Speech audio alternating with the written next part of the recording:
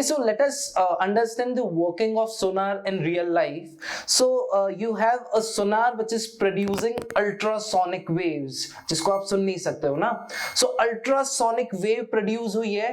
अब सोनार कहाँ पे होगी? पानी में. तो आपको देखो पानी के अंदर velocity of sound दी है, that is 1530 meters per second. And वहां से जो पल्स गया है सोनार के पास से, वो वापस सोनार पे पहुंचता है 1 सेकंड के बाद.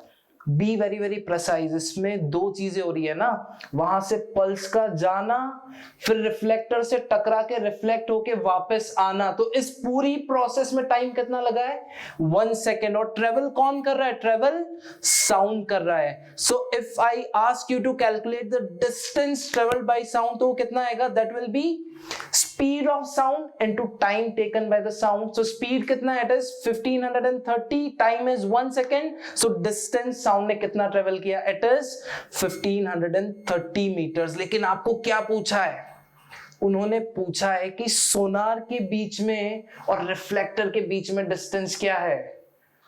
So it is half of the distance traveled by the sound, because sound आया है और वापस गया है, लेकिन डिस्टेंस क्या है? सिर्फ यहां से यहां तक. So be very very precise. जो पूछा है उसको ध्यान में रखते हुए आपको फाइनल आंसर अपना सबमिट करना है.